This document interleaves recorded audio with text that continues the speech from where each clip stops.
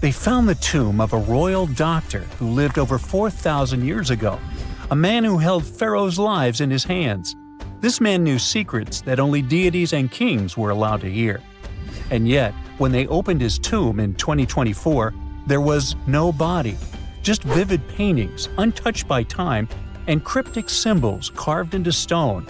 Who was he, and why was he buried with spells linked to a scorpion deity?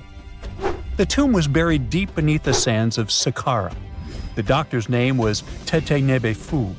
He lived around 4,100 years ago, during one of Egypt's most mysterious turning points, right at the edge of glory and collapse. These were the final days of Egypt's Old Kingdom.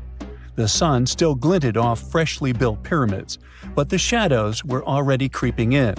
The pharaoh, Pepi II, had ruled longer than anyone before him, 90 years. But by the end of his reign, the country was cracking. The power was slipping, the regional leaders were rising, and the Nile floods grew unpredictable. In this shaky period, the mysterious doctor thrived. His tomb was discovered by a Swiss-French archaeological team in the shadows of old pyramids. The weirdest part was that when they uncovered his burial chamber, they found no body, no golden treasures either. Unfortunately, the tomb had been robbed long ago.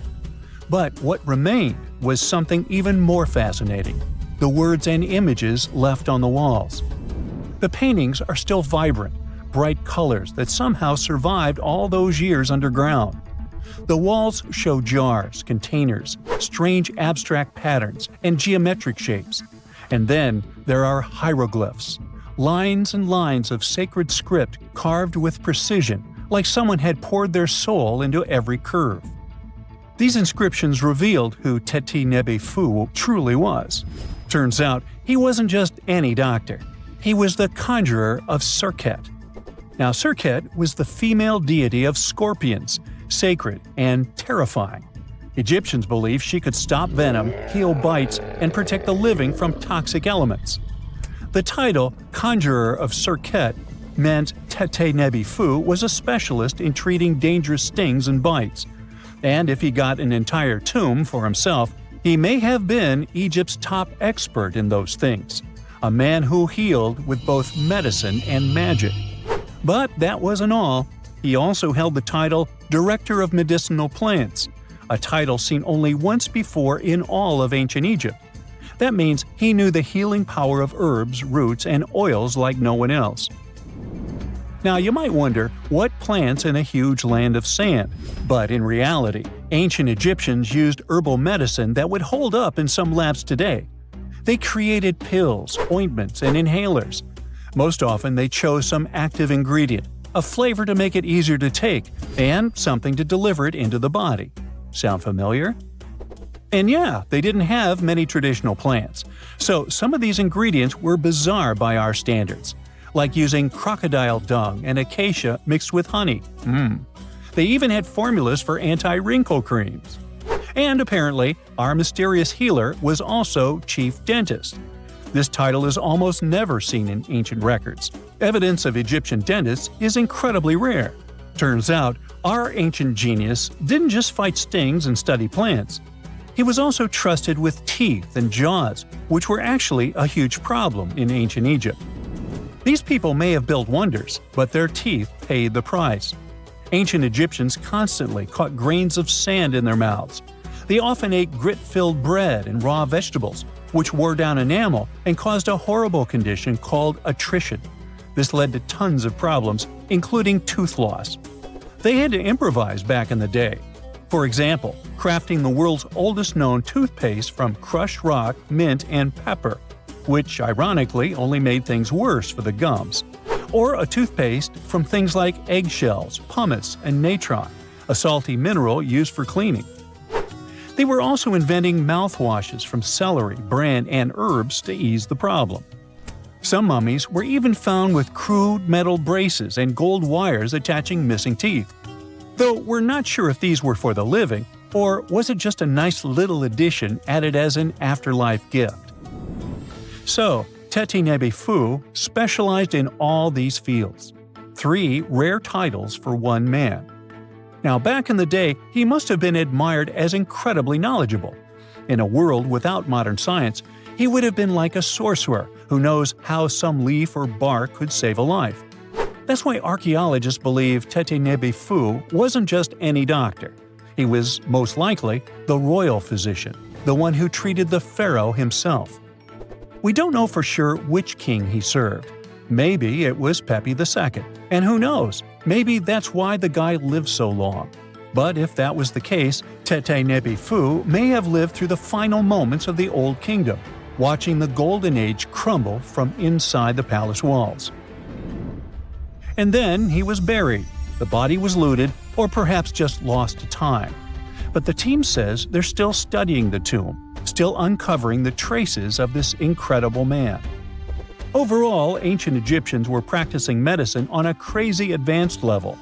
Some practices feel familiar even today. They had hospitals, specialists, surgeries, and many more things, even medical schools. Both men and women were allowed to be doctors. They healed with various methods and practiced surgery with actual tools, scalpels, forceps, even sutures. Some doctors treated only the eyes, others the teeth, the stomach, or even what they called the hidden diseases. They knew how to clean and dress wounds, could set broken bones using splints made of wood or reeds wrapped in linen, and even prevented infections. There were even proctologists. They also built the first prosthetics, like a wooden toe with leather straps that help people walk normally again. The oldest known prosthetic is 3,000 years old. Now, the most shocking part is how they actually even tried to remove tumors. A recent study looked at a 4,000 years old skull. It belonged to a man in his 30s.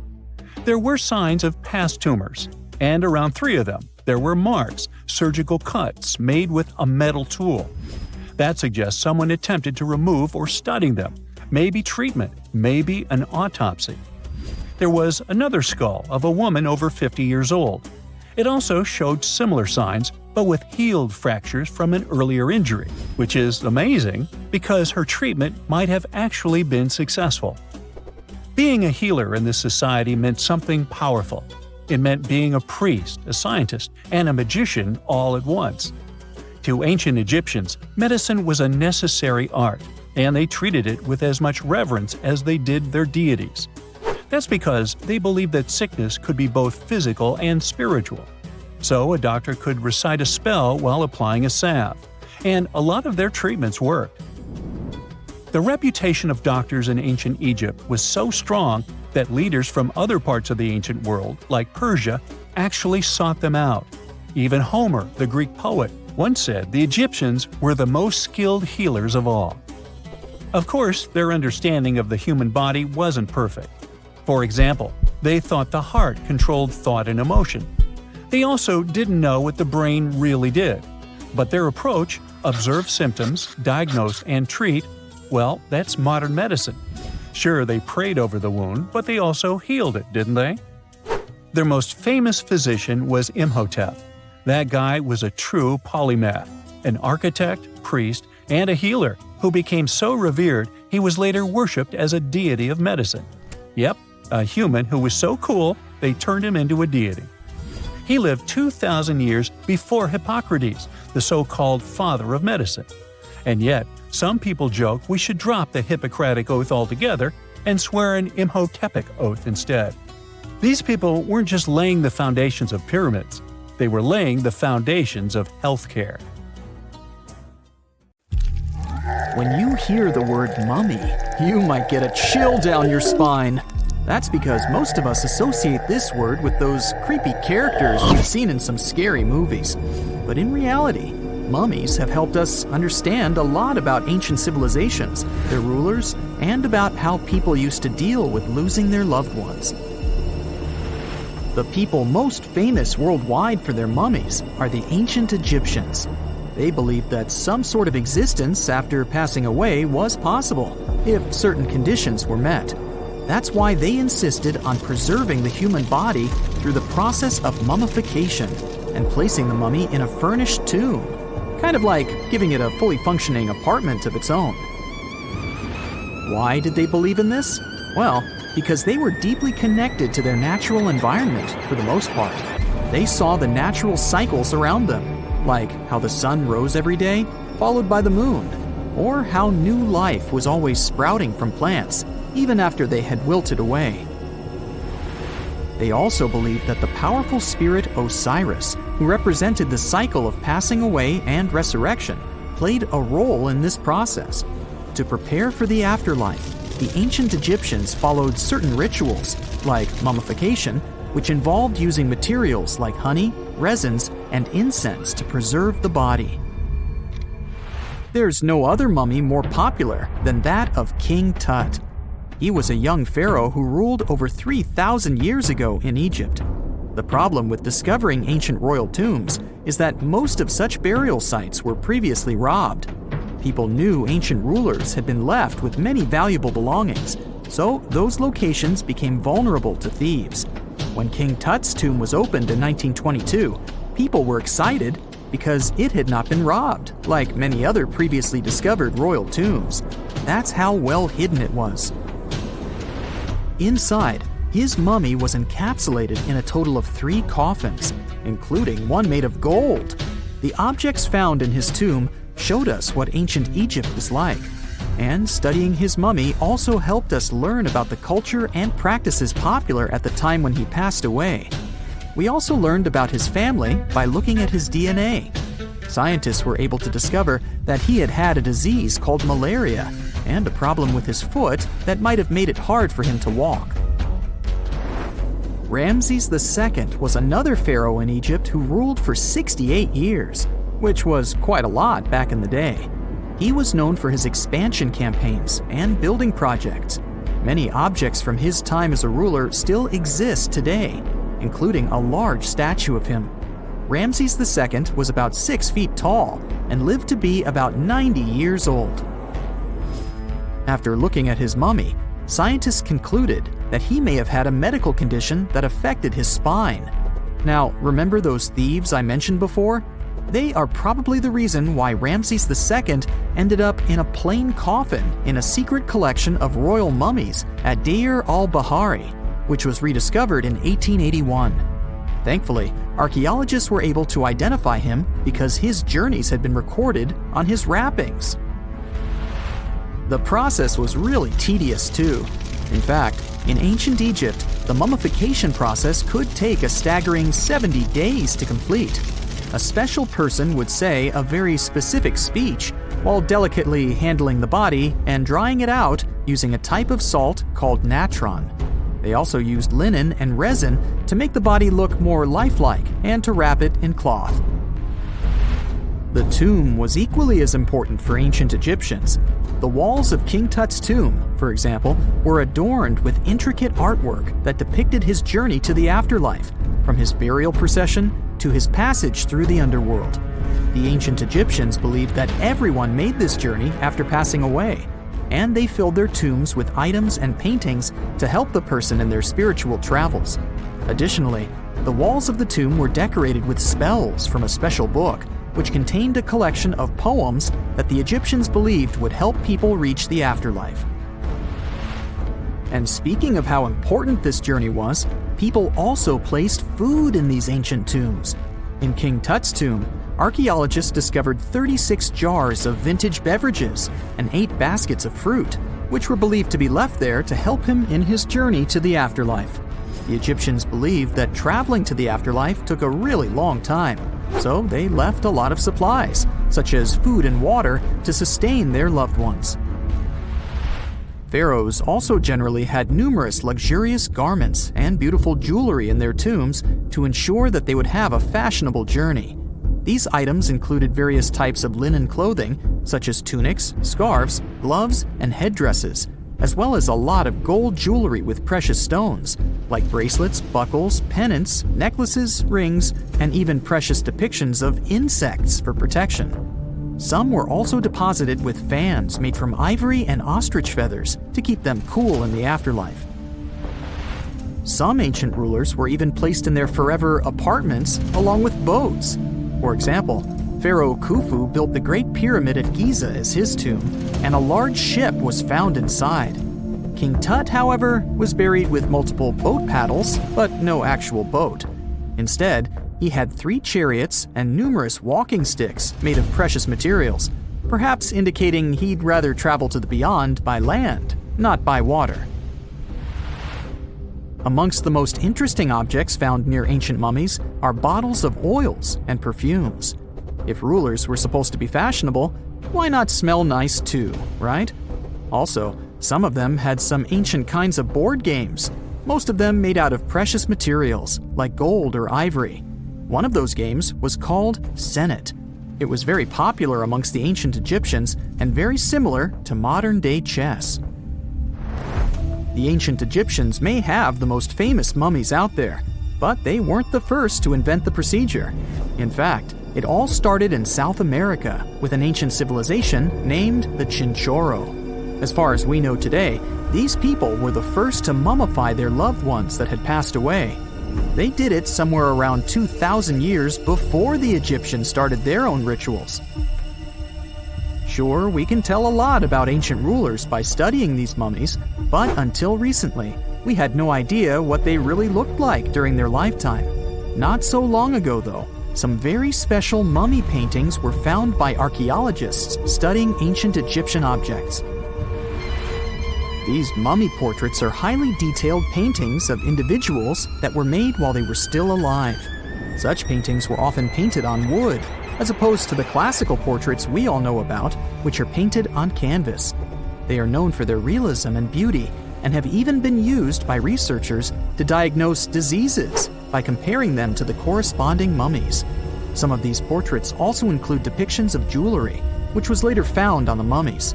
The recent discovery of these mummy portraits in Central Egypt is significant, as it marks the first time in over a century that such paintings have been found. Mummies appeared all around the world naturally, too. Mummification can occur without people intervening because of natural conditions, like extremely cold or hot environments, places with a lack of oxygen, or accidental exposure to chemicals that preserve the body. These conditions don't allow bacteria to grow, resulting in the body remaining more or less intact. Famous Otzi was one of these mummies. We know today he was a man who lived around 5,000 years ago in Europe. But upon his discovery in the Alps in 1991, Austrian authorities initially believed that he was a modern mountaineer because of how well preserved the body was. However, after the Iceman was removed from the glacier, it was determined that he was actually from the Copper Age. Let's face it, most ancient tombs have been looted at least once. No matter how scary the rumors could have been, most mummies were open to. But one. This is the Bashiri mummy, and it puzzles everyone so much that nobody dares to see what's inside. Meet Howard, but you must know him already if you're into Egyptian history. He's primarily famous for discovering King Tut's tomb back in 1922. But few people know that before this revolutionary discovery, he had probably found another mummy. It happened in 1919, and it goes by several names, either the Bashiri mummy or the Mummy of Pacheri, or the Untouchable one. Some reports say that Howard stumbled upon the Bashiri mummy in Luxor's Valley of the Kings, just where he would later find Tut's tomb. Despite this find, not much is known about this particular mummy. The reason why it's still unharmed in any way is not because of some superstitions, but because nobody is sure that they can undo what they do if something goes wrong. The mummy is so intricately wrapped that researchers never unfurled it for fear of irreversible damage. The golden rule of anyone who works with antiquities: if you're not sure you can't make it better or preserve it unchanged, do not touch it. History knows many examples of ancient relics ruined beyond repair, say Ecce Homo, or smiling statue restoration. The delicate fabric that covers the mummy's face has this cool design that kind of looks like a pyramid. The researchers are not 100% sure, but this might be the only one of its kind with that embalming style. But without knowing the ancient technique, it's next to impossible not to ruin the mummy while unwrapping and wrapping it back. Back in the day, people, Both experts and looters would unwrap mummies for all sorts of reasons, mostly to study them. Luckily, these days, we have advanced tech that lets us check out what's inside a sarcophagus without having to unwrap anything. After taking a closer look at the Bashiri mummy, researchers figured out that it belonged to a man who was around 5.5 feet tall and lived during the Ptolemaic era, which makes this mummy roughly 2,300 years old. The Egypt Museum shared that the X-ray scan also uncovered an inscription of the guy's name, but it's a bit tricky to tell if it says Pacheri or Nenu, adding to the intrigue. The museum also pointed out that the fancy casing the mummy is in features all sorts of decorated scenes.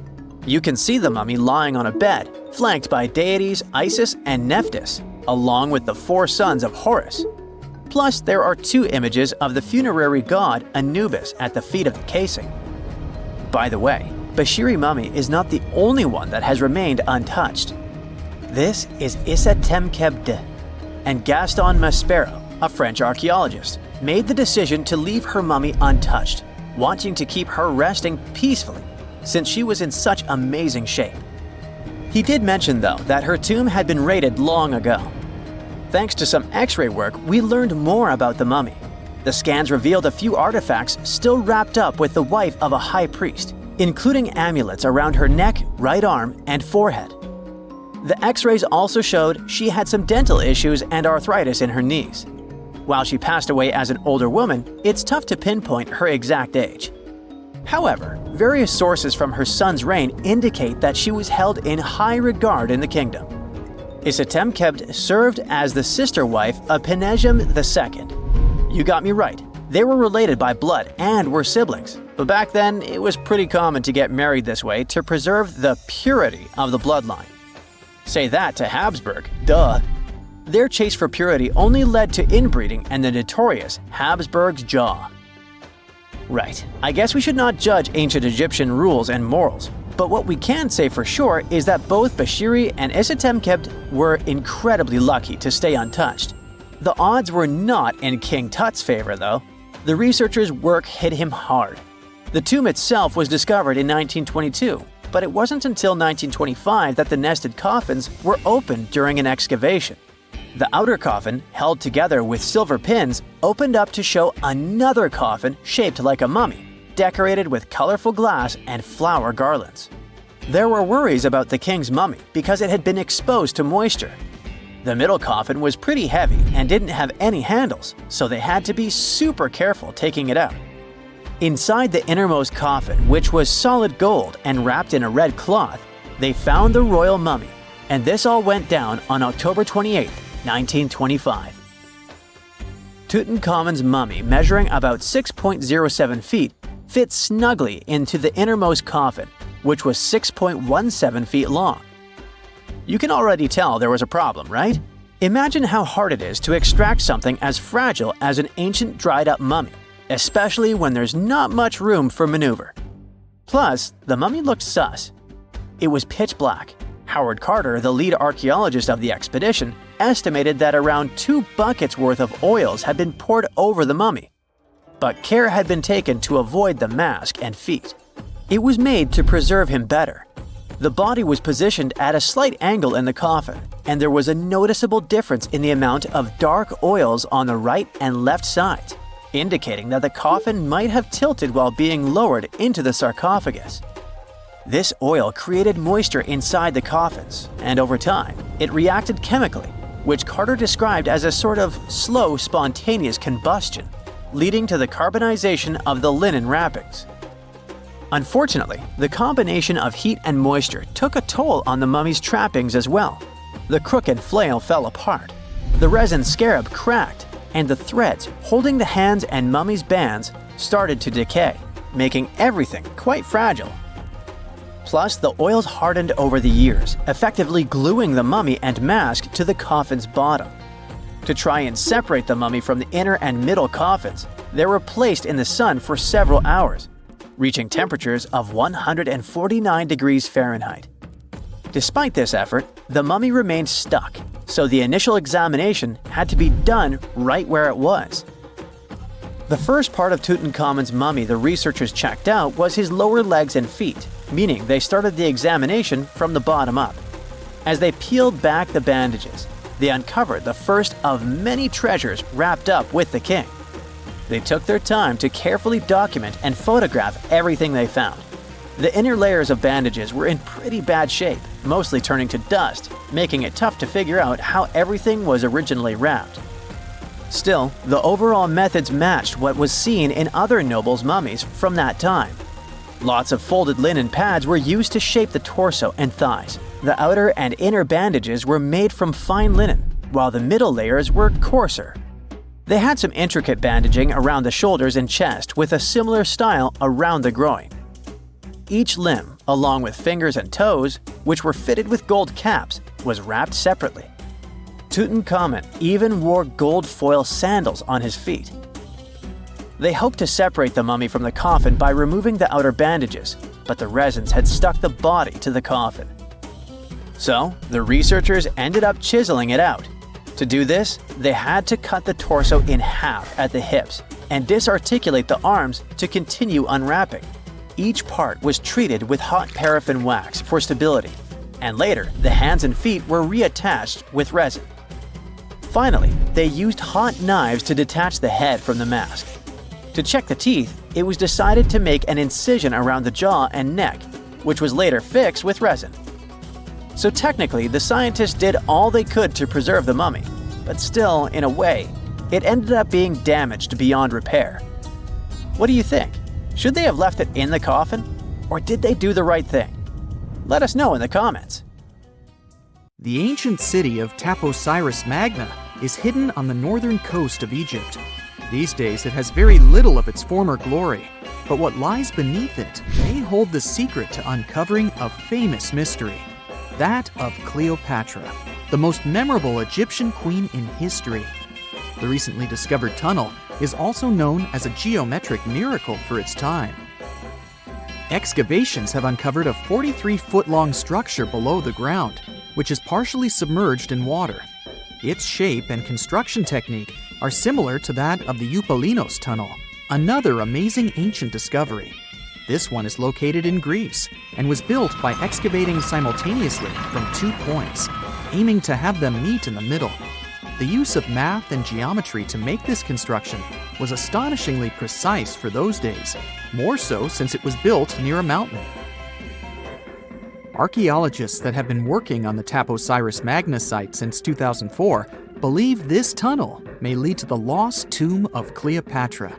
The clues they found so far seem to back up this theory. For starters, the city and its temple were built by one of Cleopatra's ancestors, Ptolemy II. All the architecture seems to indicate it was dedicated to the ancient spirit Osiris and his queen Isis. Throughout her reign, Cleopatra did try to associate herself with Isis, so it may be no surprise she chose this location as her final resting place.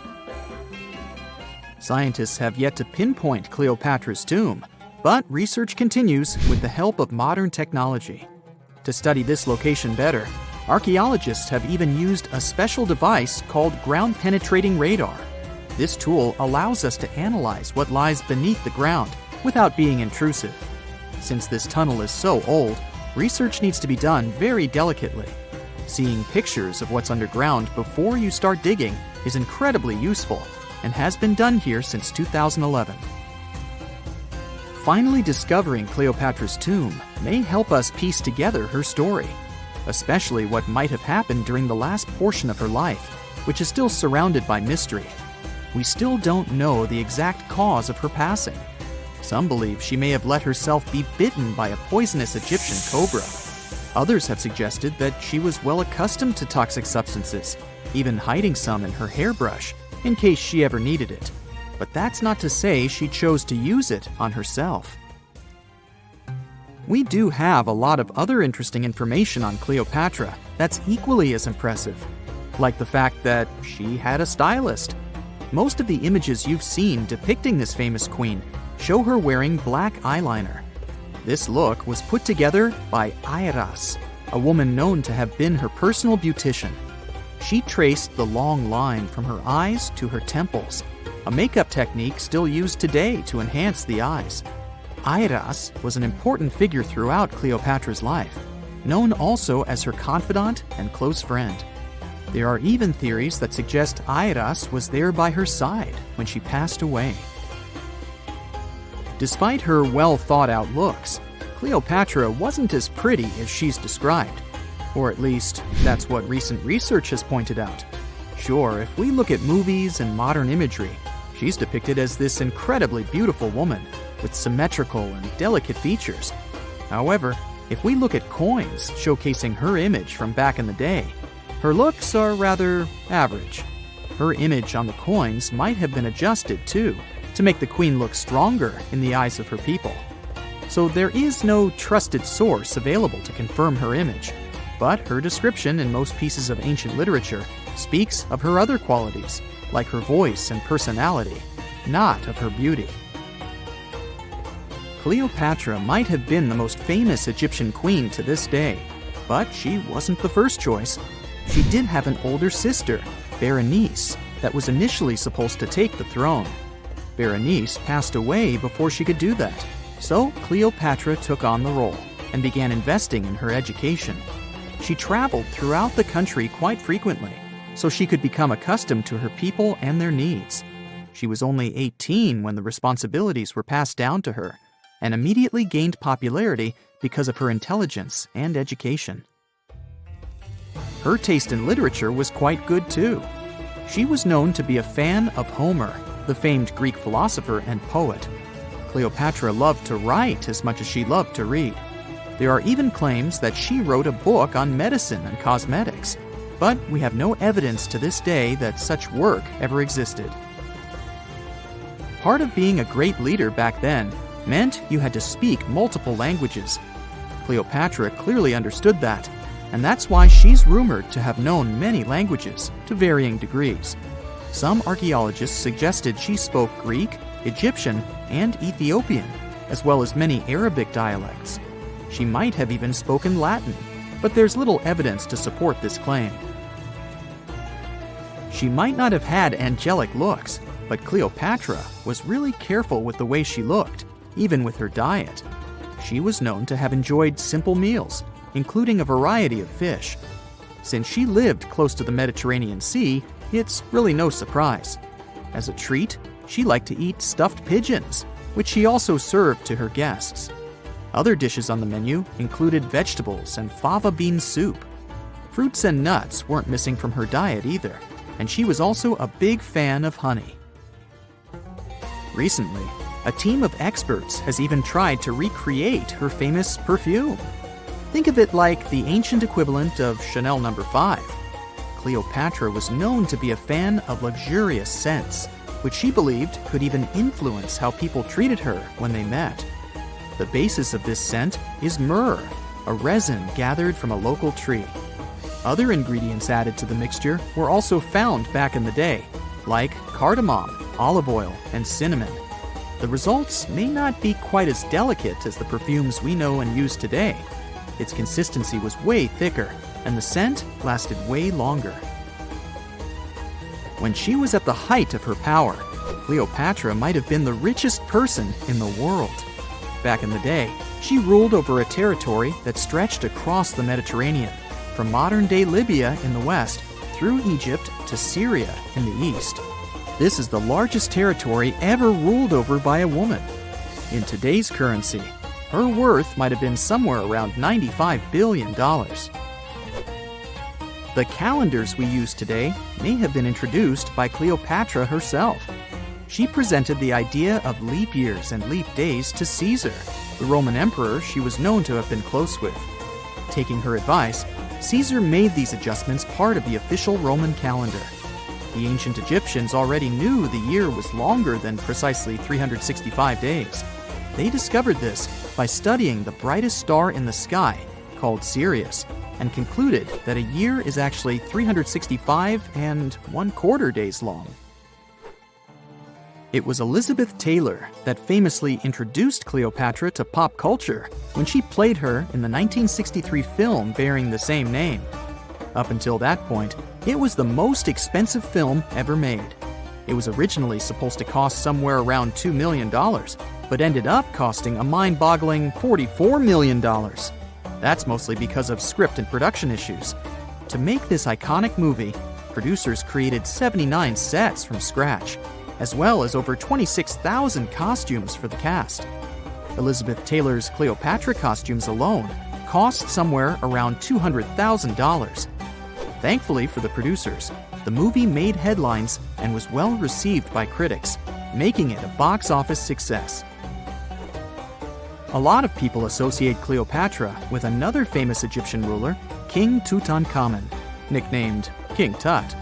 Surprisingly, apart from both of them being Egyptian pharaohs, they have nothing else in common. For starters, King Tut lived around 1,300 years before Cleopatra did, and there is also no connection regarding their ancestry. Cleopatra had Macedonian Greek roots, while King Tut was a native Egyptian. Egyptian archaeologists made an extraordinary discovery near Cairo just recently. Drumroll, please. The most ancient and most complete mummy yet discovered in the country. Yes, they were keeping it under wraps. The 4,300-year-old mummy was found in a group of tombs close to the step pyramid of Djoser, dating back to the Egyptian Old Kingdom. It was covered in layers of gold.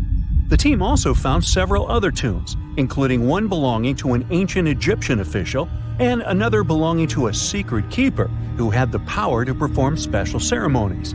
Another interesting tomb was that of a writer, which featured the largest statues ever found in the area. This vast burial site is also home to more than a dozen pyramids and resting grounds. Probably one of the most famous mummies in the world is that of Hatshepsut. She ruled Egypt like a boss for around 20 years, building all sorts of impressive buildings and creating new trade routes. But when archaeologist Howard Carter found her tomb in the Valley of the Kings, her sarcophagus was empty. However, Carter did find two coffins in another tomb, one of which belonged to Hatshepsut's wet nurse and the other to an unknown woman. In 2006, a team of specialists decided to investigate whether that mysterious lady was the queen herself. They found a molar tooth in a wooden box with Hatshepsut's name on it, and when they compared it to a gap in the mummy's mouth, it was a perfect match. Ramses II was a pretty impressive ruler, but it was his mummy that eventually made history. Now, we don't hear too much about his daddy. Okay, I'll stop. Ramses is considered to be the most powerful pharaoh in all of Egypt, as he reigned for a whopping 6 decades. He also lived to be over 90 years old. Now that's pretty amazing, considering the time he lived in. Ramses II supposedly had over 100 offspring too. Talk about a big family. When he passed away, his body was originally buried in the Valley of the Kings, but some sneaky guys tried to rob his tomb of all his treasures. Officials back in the day weren't having any of that though, so they moved his body to a secret location to keep it safe. Fast forward to the 1800s, and Ramses II's mummy was discovered along with a bunch of other rulers and important officials. But it wasn't in the best condition, so archaeologists flew it to Paris to get it, pampered. Problem was, he couldn't just be transported into another country. The only solution available was to give Ramses II his own passport. His occupation was listed as king, and the document even featured his photo. Most mummies aren't necessarily known for having the most hydrated skin. But that of an ancient woman, also known as Lady Di, proves otherwise. No, not that Lady Di. This wealthy lady from ancient times was discovered in an ornate tomb in 1971, and she looked fabulous, if we can say so about a mummy. Thanks to the special conditions in her tomb, like the moisture in the environment and the lack of oxygen, her body was almost perfectly preserved. Her skin was soft, her hair was on point, and she was still flexible. The museum that now proudly displays her mummy also shows a ton of fancy items that were buried with her, like dinnerware and musical instruments. Archaeologists investigated the mummy further and discovered that she passed away from a heart attack at around 50 years old. Even though it hasn't been around for over 2,000 years, Lady Di is still making history. The mummy of Otzi the Iceman was discovered in the Alps in 1991. Austrian authorities initially thought he was a modern mountaineer because he was so well preserved. Turns out, He was actually from the Copper Age.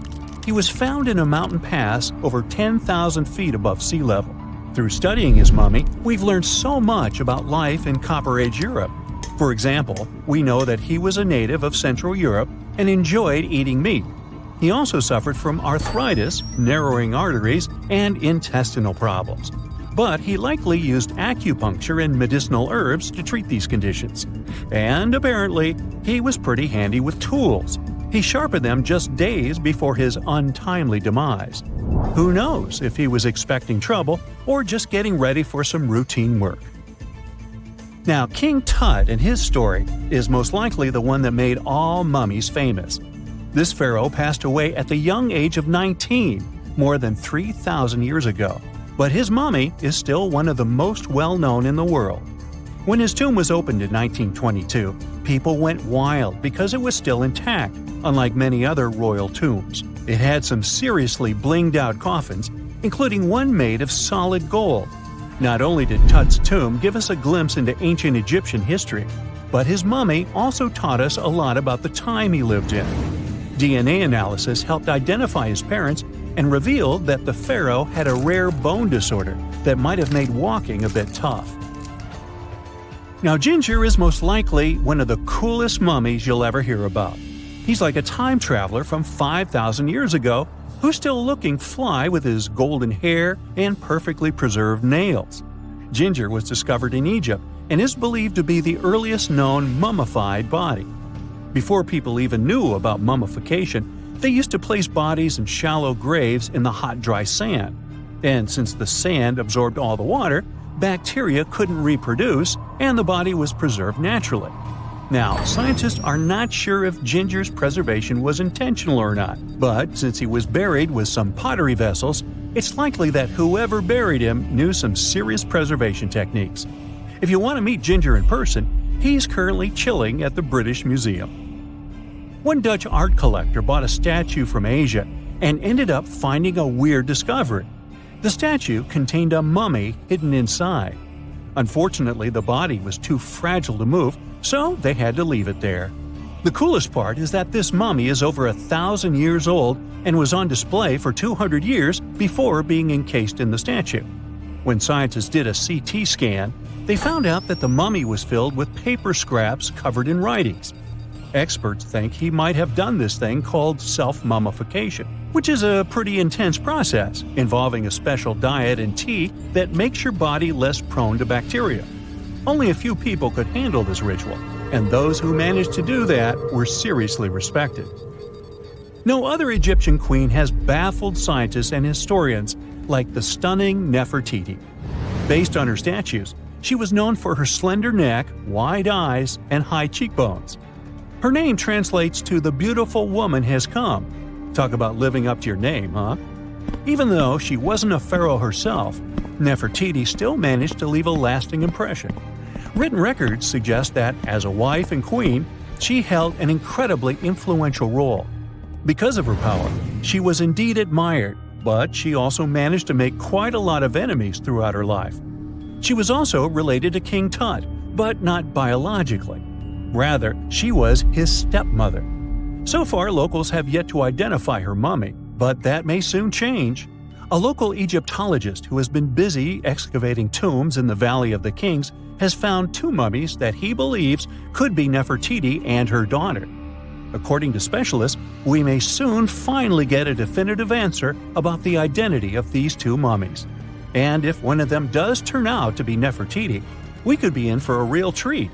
DNA analysis and CT scans of the mummy could give us the most complete and accurate image of the queen that we've ever seen. It's crazy to think that we've only scratched the surface of what lies beneath modern-day Egypt. Nefertiti ruled during a time of great power and prosperity in Egypt, but unfortunately passed away in a period of social turmoil, leading to her gravesite being lost. Now, where's my mummy? Secant, cosine, tangent, sine, 3.14159. Yeah, that was the cheer we heard coming from the trigonometry club back in the day. For the rest of us in math class, terms such as sine, tangent, and pi were just bewildering. Who invented these and why? Was their only purpose to make it harder for students? Well, not quite. Trigonometry was invented by the ancient Egyptians. They needed this knowledge to construct pyramids, and they did a pretty good job too. The Great Pyramid in Giza still stands today, some 4,500 years after it was built. No recalls either. So let's get out of that classroom and on a journey through time to reveal the secrets behind the ancient Egyptians' precision. Here you are, standing on the Great Pyramid's construction site, some 9 miles from Cairo. Well, the city still isn't there, as you're surrounded only by the desert and teams of construction workers. They're transporting large stone blocks weighing 2.5 tons each. They're inside a wooden sled that sits on large rollers. A crew of 8 men rolls these blocks along the ground. You immediately think of the rollers on a supermarket cash register. The principle is exactly the same, but the scale is greater, much greater. Scientists estimate that the Egyptians used 2.3 million such blocks in the Great Pyramid alone. And the block in front of you is one of the lighter ones. The heaviest of them weighed up to 15 tons. But where did all these blocks come from? Most of them originated from quarries around Giza. It's not that impressive, you think, but wait until you hear how ancient engineers transported the granite used in construction over 500 miles to the pyramid. There were no railways or highways back then, but the mighty Nile was always there. Researchers even believe that the Egyptians dug a canal to connect the Nile directly to the pyramid's construction site. All they had to do then was to wait for the flood season to begin, and voila! The rising water levels floated the heavy stone blocks for them. But how did they lift the enormous stones on dry land to stack them up to the top? Did they use oversized cranes? Well, ancient Egyptians worked around this problem, literally speaking. One of the workers is now pointing to the giant ramp going around the pyramid they're building. This is how a mountain road zigzags its way to the top. If the ramp went directly to the top of the pyramid, then workers couldn't pull the stone blocks along it. It would be too steep. Scientists have calculated that 8% could be the maximum incline. So ancient Egyptians just extended the ramp around the pyramid. Again, these are all theories, as the ramp could have been inside the pyramid, as some researchers suggest. The exact building method is still a mystery, guarded by the Sphinx. That's its real name, right? Wrong. As the Great Sphinx is just the statue's alias. You know, the name writers take when they want to hide their true identity, or a singer's stage name. The Sphinx's real name, translated from Egyptian, means Horus in the horizon. That was the name for the Egyptian deity of the sky. The trail of mystery doesn't end there, as a man walks past you with a bucket of paint.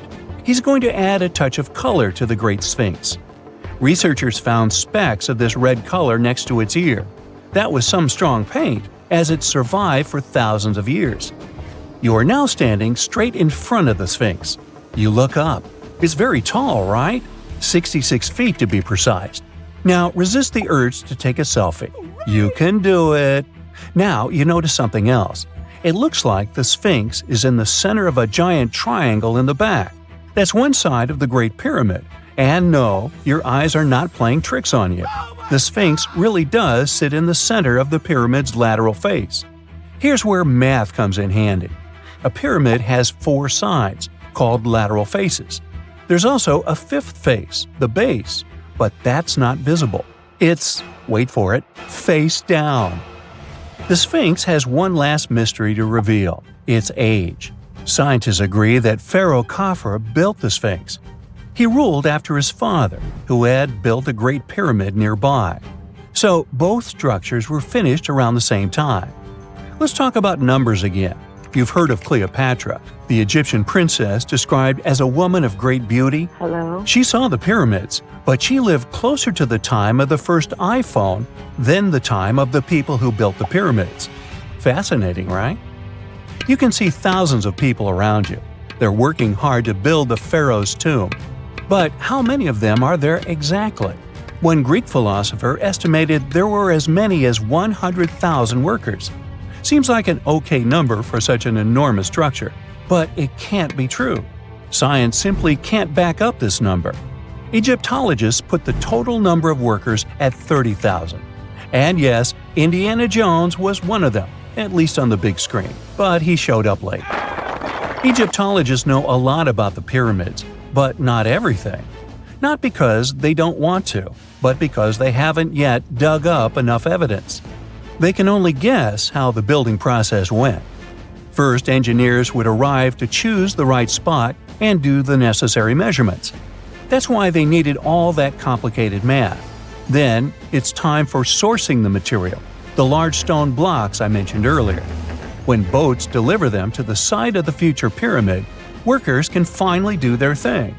They operated in smaller groups, but there were at least 2,000 of them chiseling and carving away at any given time.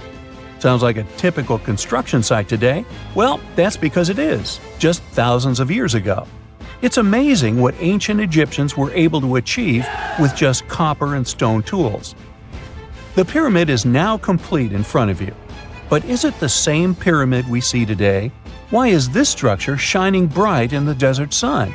Isn't it supposed to be a dusty yellow color? Well, no. Human activity and the elements have completely stripped the outer layer of stones over time. Expert craftspeople polished these blocks using nothing but stone and sand. The end result was a smooth and shiny rock. On the day it was completed, the Great Pyramid of Giza was a perfect triangle of light. Its polished sides acted like giant mirrors, reflecting the powerful Egyptian sun. This is the point where you should put your glasses on, and that shiny thing you see at the pyramid's very top is actually gold. The capstone at the top of the pyramid is called a pyramidion. It was covered in sheets of gold. As you can guess, these were the first stones to disappear. Let's make another stop before we get you back to your classroom.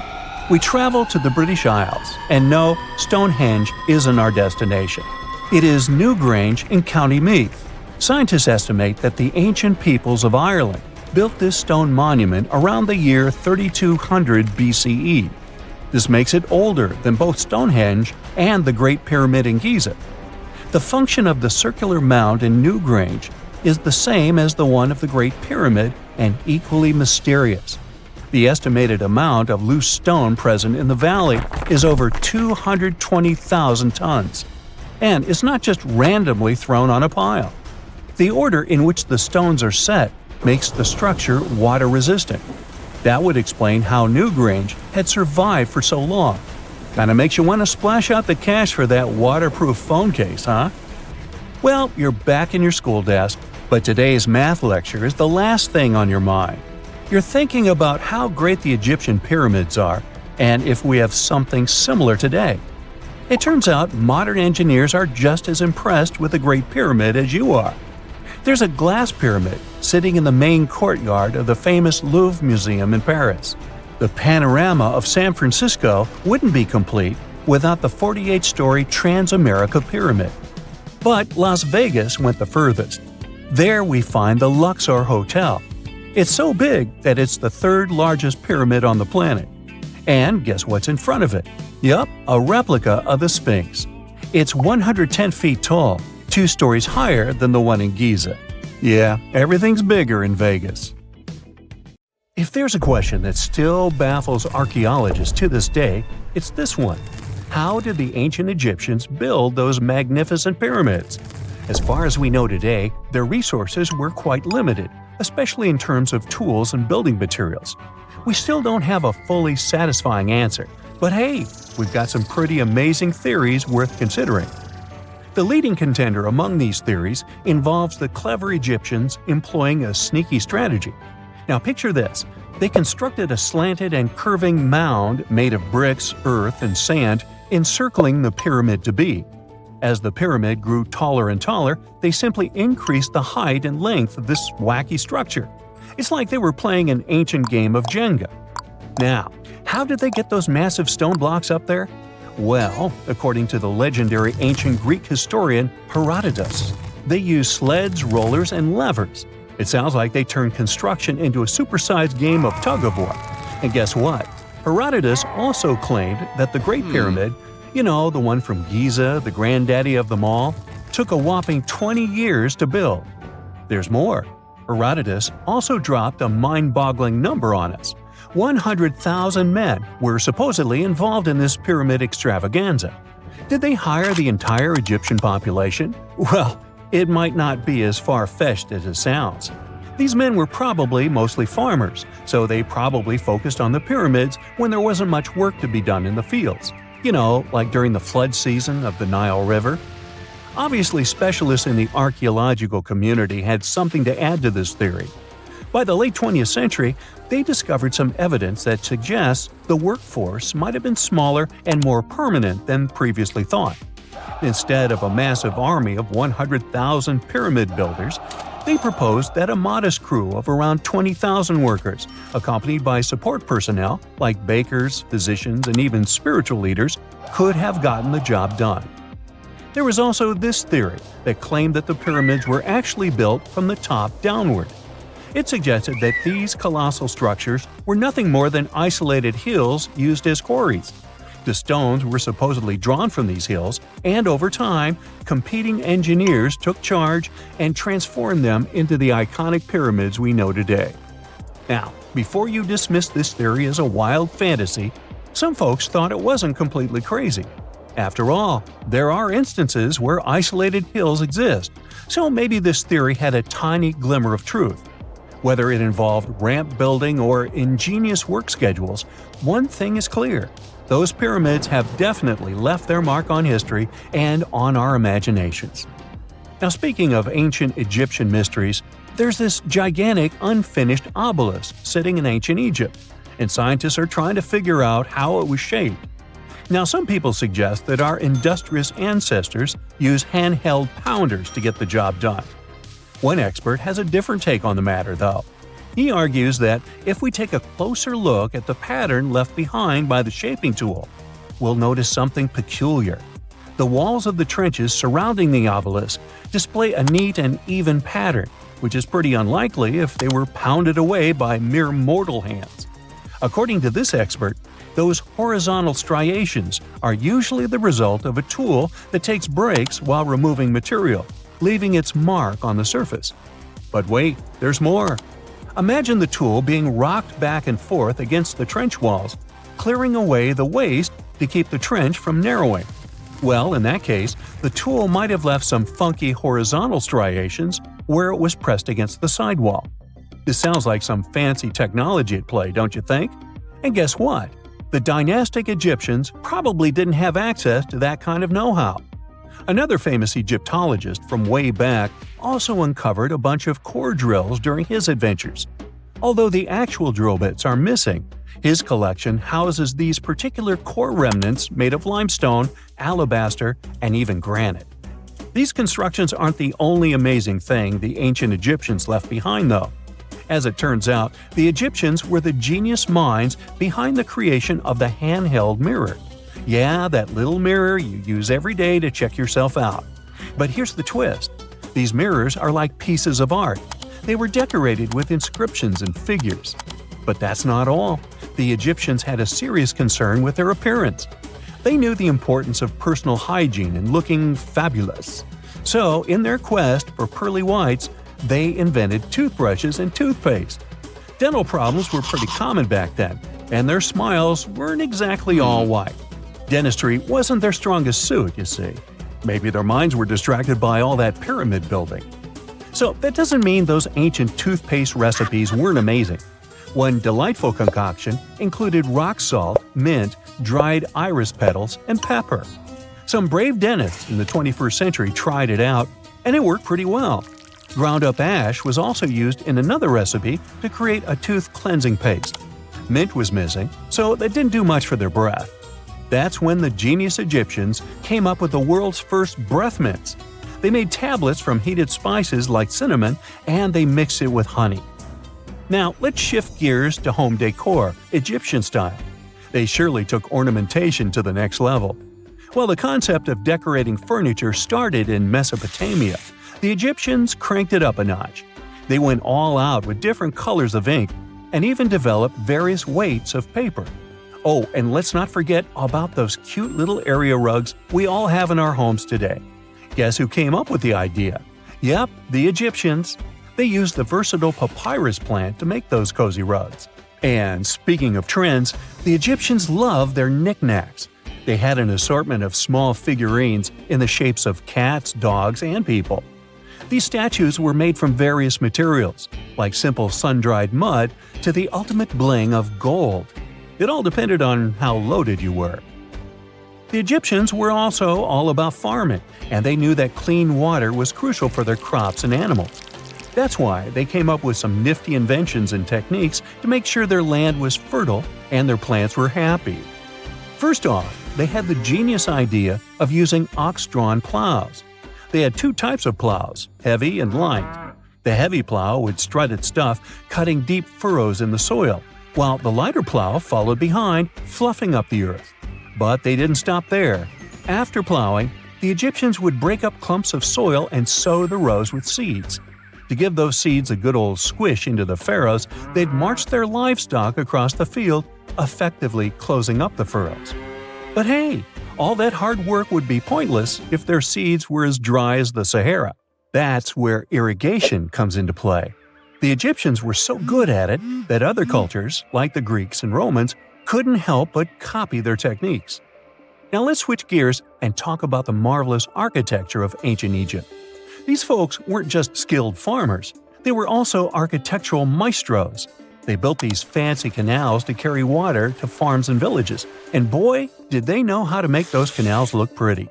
Just imagine strolling along a canal lined with ornate structures. The pharaoh Ramesses the Great was quite the overachiever when it came to construction. One of his mind-blowing creations was the construction located at Abu Simbel. This building was designed so that twice a year, the sun would shine directly into it and illuminate the statues of Ramesses. And let's not forget about the corbelled arch. Without this architectural gem, we'd be missing out on some mind-boggling structures like the Great Pyramid. The Egyptians knew how to make things stand tall and proud, thanks to their engineering and construction wizardry. They built grand halls and inner sanctums that make your jaw drop. And some of these temples doubled as astronomical observatories. A gruesome discovery took place in Egypt some years ago. You want to hear about it? 16 human hands, carefully buried in 4 eerie pits. They didn't look too much like human hands at first, since they were abnormally large, but they were. Weirdly, there were only right hands. No left hands were in sight. It turned out that it points to the practice of an ancient dark ritual. Old Egyptian art and tales talked of a ceremony where warriors would present the right hand of their adversaries as proof of victory and ask for gold in return. Egyptians believed in the afterlife, so cutting off someone's hand meant you cut off their power eternally. Guaranteeing this type of defeat was interesting to the winning party. Here, the fight was between Egyptians versus Hyksos, who lived in what was once known as Canaan. Egypt has always been the center of some history-changing findings, and some time ago, this papyrus was found. If we stretched it open, it would be just a tad bigger than the height of a skyscraper. The world's tiniest skyscraper, which is located in Wichita Falls, Texas. When humans didn't write on their notes app, they wrote on this thing, made from the medulla of a papyrus plant. Around 2,000 years ago, ancient Egyptians wrote something reminiscent of a book where they describe most of their funerary traditions and their visions of the afterlife. It's considered one of the most important texts from ancient Egypt and is still sold in bookstores to this day. This ancient manuscript was unearthed from a chamber located just south of the Pyramid of Djoser, located in Saqqara. Oh yes, Djoser is the oldest pyramid in Egypt and not the Giza pyramids like most people think. So recently, the site of Saqqara buzzed with excited archaeologists who probably found one of Egypt's oldest complete mummies. They believe that this beautiful and well-preserved mummy was that of a wealthy man. He was discovered in a deep shaft, covered in layers of gold leaves. There are many symbols that show he was an important and wealthy man, like the band he wore on his head, the bracelet on his chest, and the fact that he was embalmed with a tunic, which was reserved for Egypt's finest. The most exciting part of the entire discovery was finding the resting place sealed with mortar, just as the ancient Egyptians had left it 4,300 years ago. Now this may sound weird, but back in 2008, archaeologists discovered a missing pyramid. Now it went missing because it deteriorated over the span of 4,000 years. Today, you can only see its base. It was a pretty important site back in ancient times. It is said that around the area of the pyramid, the ancients hosted a special type of ceremony where high priests would carry mummified remains of sacred bulls. Now here's a fun fact. Ancient Egyptians believed that Apis bulls were earthly incarnations of the city deity of Memphis and was connected to rites of fertility. It wasn't just any Apis bull, though. They needed to be all black, with a single white mark between its horns and a bunch of very specific characteristics. They were selected by the local priests and honored until they passed away. After that, they were mummified and buried in underground galleries. Meanwhile, this missing pyramid sort of disappeared around the 1800s. It was a German archaeologist who first found it in the village of Saqqara. He called it the Headless Pyramid when he first found it. But then, years after the official discovery, the desert sand came along and covered the whole thing. There were some excavations between the 19th and 20th centuries, but they weren't too systematic. That's why scientists were so thrilled when they dug an entire pyramid's base after removing the 25-foot mound of sand that was covering it. Oh, and it turns out American archaeologists are excavating a cemetery in Egypt that could contain over 1 million mummified bodies. So far, archaeologists have dug around 1,700 mummies. One of the main differences from other classic Egyptian mummies is that these people weren't kings and pharaohs. They were commoners that most likely lived about 1,500 years ago, when Egypt was controlled by the Roman and Byzantine empires. The name of the cemetery is cool, though, the Way of the Water Buffalo, just in case you want to check it out on your next trip. Other than bulls and buffaloes, ancient Egyptians also liked baboons. Are you seeing a pattern here? In the beginning of the 20th century, archaeologists discovered a site filled with mummified baboons in a place called, guess what? The Valley of Monkeys. An animal wouldn't have been mummified if it wasn't considered important. Certain animals were more important than others, since they were linked to specific deities. Jackals were connected to Anubis, the ancient god of the afterlife, and cats were likened to the female deity Bastet. Baboons were a pretty big deal, since they were believed to be connected to Thoth, the deity of wisdom and advisor to Ra, one of Egypt's supreme deities. The archaeologists who studied these animals weren't too happy. They think these baboons were kept inside and were deprived of sunlight for most of their lives. They had extreme vitamin D deficiencies and they were poorly fed. Maybe Thoth got angry with these baboon keepers. Just a guess. Since there's never a boring day for archaeologists in Egypt, they also found human mummies with golden tongues. Since Egyptians were all about the afterlife, they believed that golden tongues might help a person speak once they pass to the other side. I mean, it's a long shot, but hey, why not? Some of these mummies were placed in wooden coffins with goods, such as necklaces, pottery, golden artifacts in the shape of lotus flowers and scarab beetles, and iPhones. Just kidding. A new temple was also unearthed recently in Egypt. Scientists believe it was dedicated to honor Zeus Cassios. That deity would be a cross between Zeus, the almighty Greek deity of the sky, and Mount Cassios. While digging around the Sinai Peninsula in Egypt, archaeologists spotted 2 pink granite columns poking out of the ground, and bingo. They believe these columns represented the temple's front gate and collapsed during an earthquake many years ago. And speaking of deities, there weren't only super serious deities. Recently, scientists unearthed a golden ring in a city south of Cairo. No, Frodo, it's not magical. It was a normal gold ring, but it had the depiction of the deity of fun, officially named Bes. This deity is often described in sacred texts as a happy chubby dwarf. Today, many tattoos we get are sorta deprived of any sense and are made of aesthetic purposes only. In ancient Egypt, though, women would get tattoos as a token of protection for childbirth. That's what scientists think, at least. Around the Nile region, scientists found some mummies that had well-preserved tattoos, which is a rarity since the skin deteriorates so easily. 2 of these women tattooed their lower backs, and the drawings were simple. They were mostly pictures, including that same chubby dwarf we just talked about, Bes. He also had a side hustle as the protector of women during childbirth. Now, would you believe me if I told you ancient Egyptians invented robots? No? Well, that's because that's not entirely true. Sure, they were astronomers, mathematicians, and engineers, and somehow they also squeezed an eccentric invention into that package – an automated deity some scientists called Hathor. This wooden statue had been in the Metropolitan Museum of Art for years before someone noticed its secret. With the help of an X-ray machine, specialists discovered a mechanical operating system inside it. The pulley-like axis goes from the statue's shoulder to her left leg. When the system rotates, the statue raises and lowers her hand. Hey, pick me! Pick me! I got my hand up here. Most people know that pyramids were built as grand tombs for the pharaohs, designed to ensure they had a smooth journey to the afterlife. The Great Pyramid of Giza, for instance, was constructed for the pharaoh Khufu. But what most people don't know is that this whole pyramid building trend started right here, with the step pyramid of Djoser, about 4,700 years ago. This massive structure was built for Pharaoh Djoser, a ruler from Egypt's 3rd dynasty. It rises 7 layers high above the ground and stands about 200 feet tall.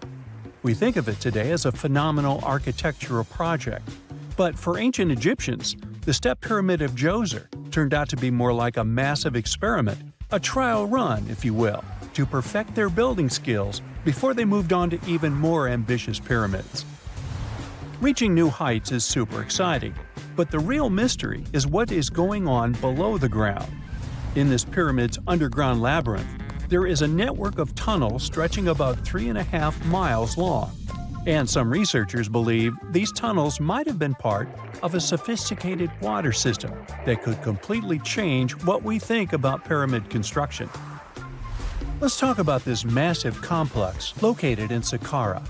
Surrounding the pyramid, there's what's known as a dry moat, a continuous trench that is up to 164 feet wide and almost 2 miles long. It forms a sort of rectangular shape around the pyramid. This trench has an average depth of about 65 feet. Now, if you were to add up all the earth and rock they dug out to create this moat, it would be about 10 times the volume of the step pyramid itself. For the longest time, people just assumed this trench was nothing more than a huge quarry, a place where they dug up stone and clay to build the step pyramid. Makes sense, right? But when you take a closer look, it doesn't add up.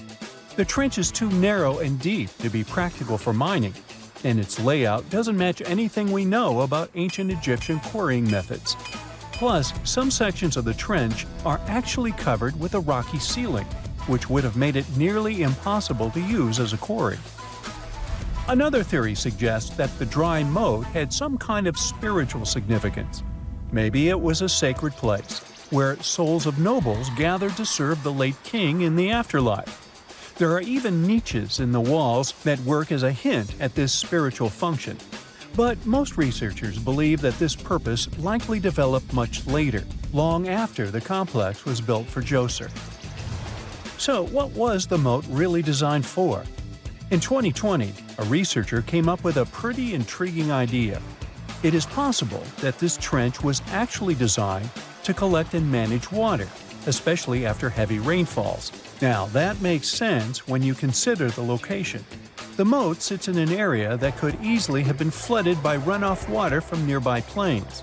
This could also explain why the trench wasn't used for new graves until much later when the climate became drier and less prone to flooding. The story becomes even more intriguing as this trench appears to be part of a larger, more complex hydraulic system within the Djoser complex. It is like the trench has several compartments, carefully carved out of the rock and connected by tunnels. These compartments likely served as a part of a water treatment system, where water would flow from one compartment to the next, getting cleaner as it moved along. Now, here is where things start to tie into the pyramid itself. The Djoser complex has a series of underground shafts, and some researchers think that water from the moat's deep trench might have been used to power a hydraulic lift system, and this giant water-powered elevator could have been used to raise the heavy stones needed to build the pyramid. It worked like a volcano, but instead of lava, water did the heavy lifting. Imagine a big deep hole in the ground at the center of the pyramid site. Inside this hole, there was a huge wooden platform, kind of like a giant raft that could move up and down. When the workers wanted to lift a heavy stone, they would fill the hole with water. As the water rose, the wooden platform started to float up, carrying the stone with it, almost like a giant water-powered elevator. When the stone reached the right height, the workers slid it off the platform and onto the pyramid. The idea is that water from the deep trench, after being cleaned and filtered, would flow into these shafts. A massive float, possibly made of wood, would then rise as the water filled the shaft, lifting the stones up to where they were needed for construction. Once the stone was in place, they'd let the water out, lowering the platform back down to the bottom, ready to lift the next stone. This fancy hydraulic lift system could have been a game changer, making the whole building process a lot faster and more efficient without using a lot of workforce. It is like the ancient Egyptians were already embracing the whole idea of work smarter, not harder. But of course, not everyone is on board with this theory. Some experts argue that the area where the step pyramid of Djoser was built couldn't have held enough water from occasional rains to maintain such a fancy hydraulic system. The main theory suggests that, in the past, there might have been some kind of lake nearby that would have filled up after a period of rain, and this lake could have supplied water to the complex's hydraulic system. But there is no mention of such a lake in any ancient Egyptian writings, so it might be more of a what-if situation than a reality. And then there's the issue of the hard work itself. Remember when I said this method could have allowed the ancient builders to raise stones with far less effort? Well, that might not be entirely true. According to some experts, just building this hydraulic device would have required a lot more heavy work than simply moving the stone blocks using good old-fashioned manpower. And let's not forget, the step pyramid of Djoser is like a baby pyramid compared to those that came later. The stones used for Djoser's pyramid weighed, on average, about 660 pounds each, which is nothing compared to the more than 2.5-ton blocks used later for the pyramid of Chephren. If this cool water lift theory gets completely ruled out, we still need to explain how this pyramid was built in the first place. To answer that, we need to rewind a bit and talk about the original plans. See, before Djoser's tomb became a pyramid, the idea was to construct a simple mastaba. This type of tomb was pretty common in earlier periods, a flat-roofed, rectangular structure with sloping sides. But after the original mastaba was finished, they decided to expand it a bit by adding more layers on top. And then they added even more layers, until the construction reached 6 distinctive steps, each one smaller than the previous. And they probably did all this by raising those heavy stones using ramps, not a water-powered elevator. There is still so much we don't know about the step pyramid of Djoser. More research is definitely needed to fully understand how this system worked, or if it even existed at all. But the idea of using water to help build the pyramid adds a whole new layer to our understanding of ancient Egyptian engineering. It's a powerful reminder of just how clever and resourceful those builders were, using the natural landscape and the power of water to create one of the most iconic monuments in history. Miles and miles of yellow sand, treeless mountain ridges, and scorching hot sun over your head. And suddenly, something you'd never expect to come across in a barren desert. A small group of overexcited people. They're as happy as you would be if you'd won a lottery. They've just found an ancient tomb, once flooded with its walls in bad shape.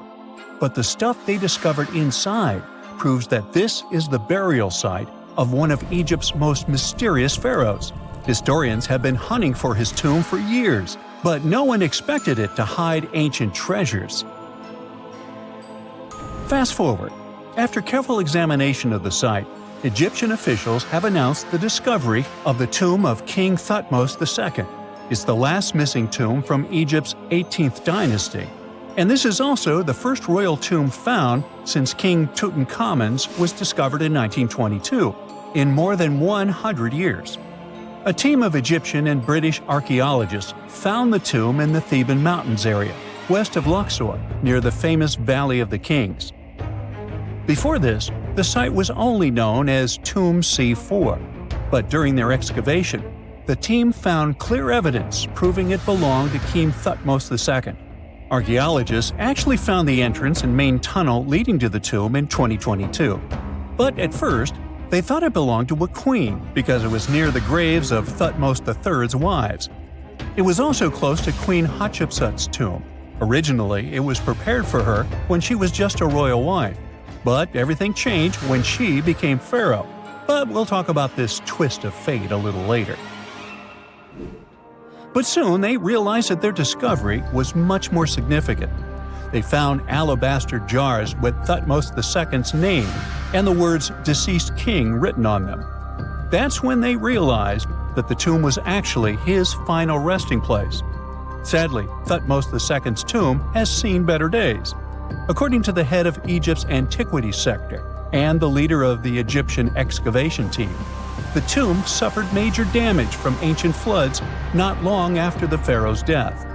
Water swept through the burial chamber, likely destroying or displacing many of the original artifacts.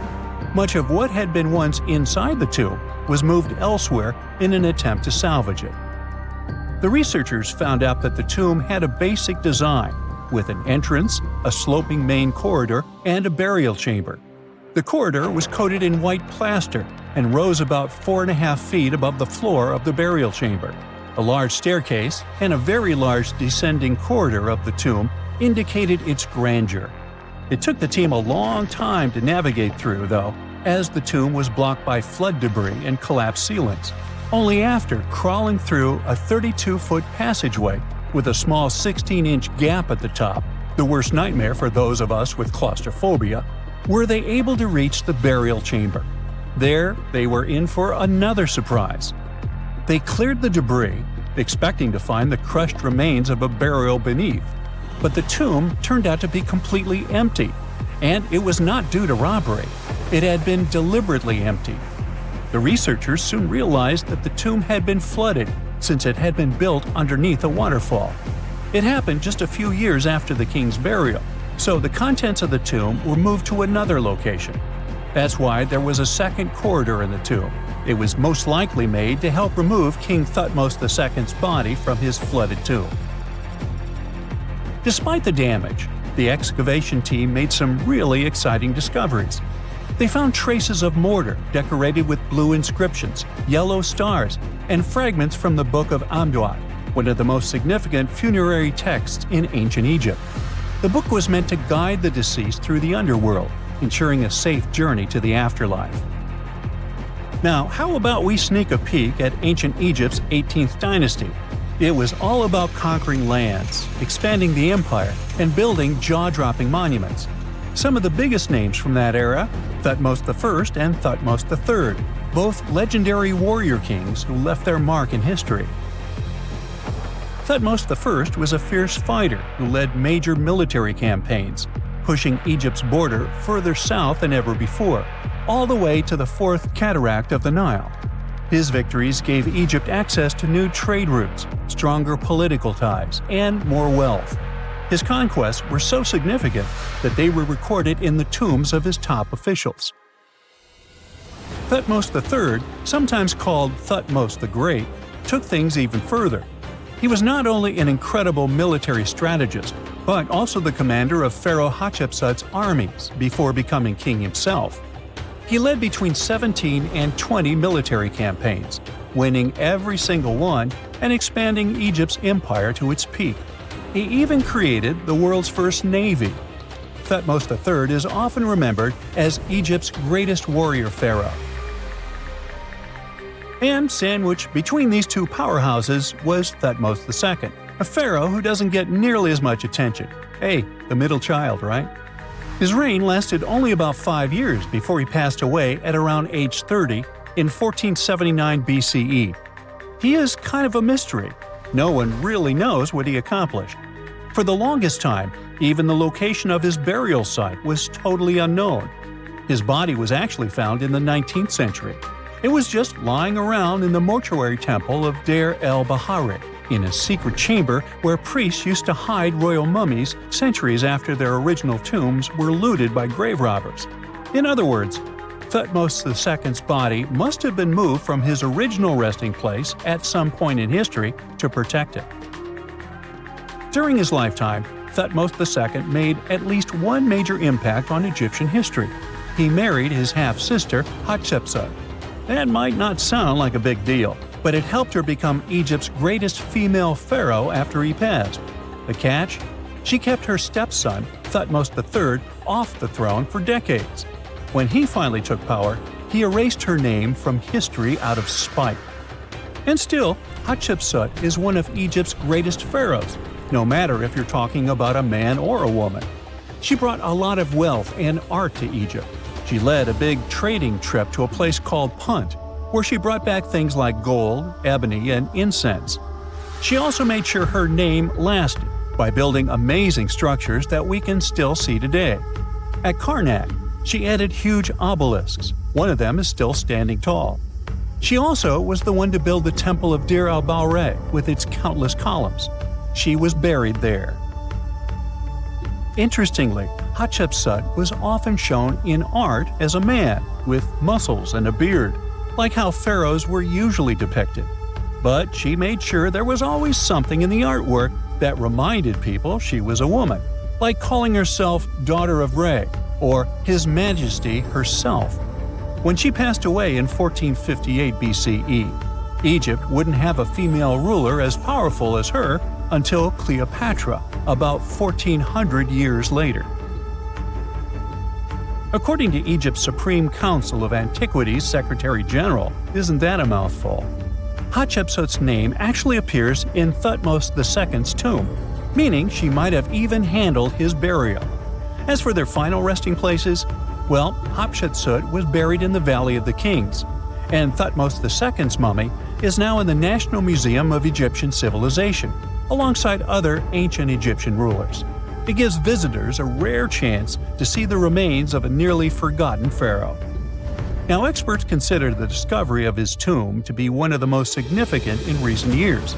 The artifacts found there add important details to our understanding of the history of the region and Thutmos II's rule. And even though the tomb's design is fairly simple and follows the same architectural style preferred by later Egyptian rulers, its historical importance is undeniable. In any case, the mission isn't over yet. Archaeologists are now focusing on solving another mystery. Where did the rest of the tomb's contents end up? The team is determined to continue their search. Who knows what other secrets they will uncover that have remained hidden beneath the sands for thousands of years.